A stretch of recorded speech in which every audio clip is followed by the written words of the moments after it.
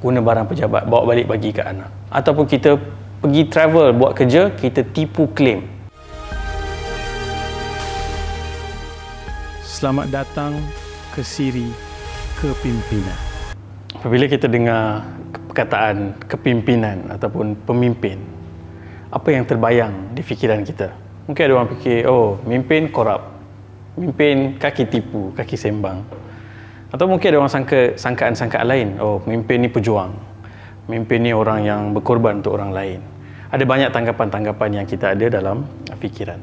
Cuma menariknya apabila kita bercakap tentang kepimpinan ni, ramai pengkaji ni mencari apakah sifat kepimpinan ataupun ciri-ciri kepribadian yang paling penting perlu ada pada seorang pemimpin. Dan research ni dibuat di seluruh dunia dan mereka jumpa bahawa ada satu karakter, ada satu sifat, dan sifat ini adalah yang paling penting mengatasi semua sifat-sifat yang lain, iaitu sifat amanah, integriti ataupun amanah. Kalau kita lihat Nabi Muhammad SAW, Nabi SAW hidup selama 63 tahun, dan pada usia 40 tahun Nabi SAW mendapat wahyu untuk melaksanakan tugas sebagai Rasul, berdakwah, berjuang, dan sehingga Nabi SAW wafat pada usia 63 tahun, lebih kurang 23 tahun Nabi berjuang. Yang kita lupa adalah 40 tahun yang pertama. 40 tahun yang pertama tu Allah Subhanahu Wa Taala melatih Nabi membina sifat yang paling penting tadi, iaitu sifat amanah. Sehingga kan seluruh kota Mekah yang kejam, yang zalim, yang jahat pun menggelar Nabi Muhammad SAW dengan panggilan As-Sadiq Al-Amin, yang paling benar, yang paling amanah. Sehingga mereka ni kalau nak simpan barang yang berharga, mereka akan simpan di rumah Nabi Muhammad SAW. Sebab tu bila kita lihat bahawa kajian-kajian ini mendapati sifat amanah yang paling penting, kita mendapati sifat itu adalah sifat yang telah dilatih dan terbina pada sosok pemimpin yang paling agung, Nabi kita Muhammad SAW. Ada satu kisah yang menarik apabila kita bercakap tentang sifat amanah ni, yang mana dia bukan hanya soal pemimpin kena ada sifat amanah. Orang yang ada jawatan, orang yang ada tanggungjawab office dia besar-besar, kalau di jalan dekat highway kena buka jalan, ada escort dan sebagainya, mereka kena ada sifat amanah. Tapi kita lupa bahawa kita semua, setiap seorang daripada kita kena ada sifat amanah. Nabi kata kullukum ra'in wa kullukum mas'ulun an ra'iyati. Setiap seorang daripada kamu adalah pemimpin dan setiap kamu akan dipersoalkan tentang kepimpinan kamu. Yang pertama sekali akan disoalkan adalah sifat amanah yang kita ada, jujur ataupun tidak. Kenapa amanah ni paling penting? Sebab kalau dia berani, kalau dia pandai tapi dia tidak ada sifat amanah, dia boleh gunakan kepandaian dia untuk menipu. Dia boleh gunakan keberanian dia untuk merosakkan masyarakat. Tetapi amanah ini adalah yang menyebabkan kepandaian dan keberanian dan sifat-sifat yang lain itu berada di landasan yang betul. Dan ada satu kisah yang menarik pada zaman Umar Al-Khattab. Nak cerita bagaimana rakyat biasa ni apabila dia mempamerkan sifat amanah itu adalah refleksi daripada kepimpinan seorang pemimpin yang ada sifat amanah, dan bagaimana ia boleh diwarisi.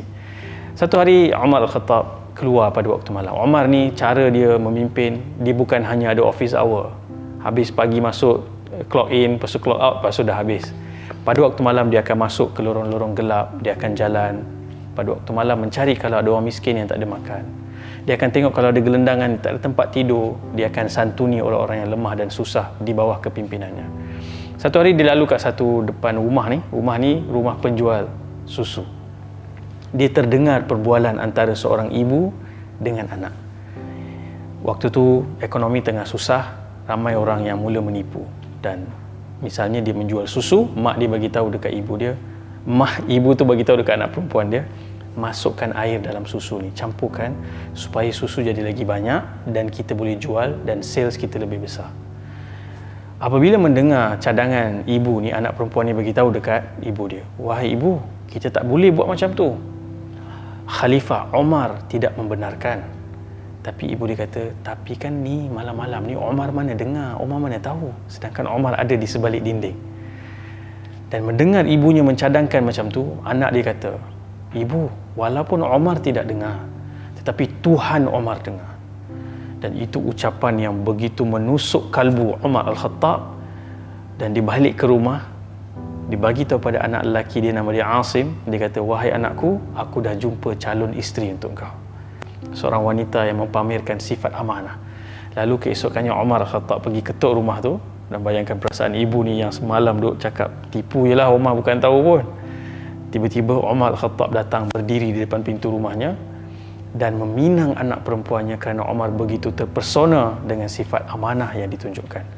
Daripada perkahwinan ini antara anak Umar Khattab dengan wanita ini, anak kepada penjual susu ni, lahirlah khalifah yang kelima, Umar bin Abdul Aziz, yang juga terkenal dengan sifat amanah dan kepimpinannya yang luar biasa.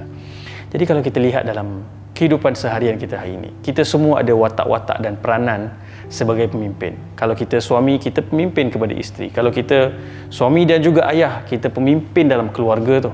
Atau kita pemimpin di tempat kerja. Atau kita mungkin pemimpin di dalam kejiranan kita. Semua konteks kepimpinan yang kita ada ni, kita perlu pamerkan dan tingkatkan sifat amanah. Contoh-contoh mudah, jangan kita ambil hak, misalnya kita pergi pejabat, kita guna hak pejabat untuk kepentingan peribadi. Guna barang pejabat, bawa balik bagi ke anak. Ataupun kita pergi travel, buat kerja, kita tipu claim. Kita tipu walaupun sikit, itu adalah sifat tidak amanah yang akan membuahkan kerosakan yang banyak. Dan tentunya daripada masyarakat yang semakin tinggi sifat amanahnya, kita boleh bina sebuah negara, sebuah masyarakat yang mana pada ketika itu kita tak risau dah.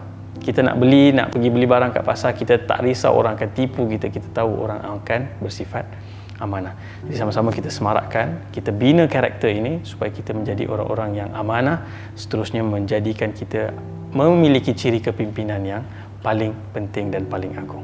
Sekian, Assalamualaikum warahmatullahi wabarakatuh. Selamat datang ke Siri Kepimpinan.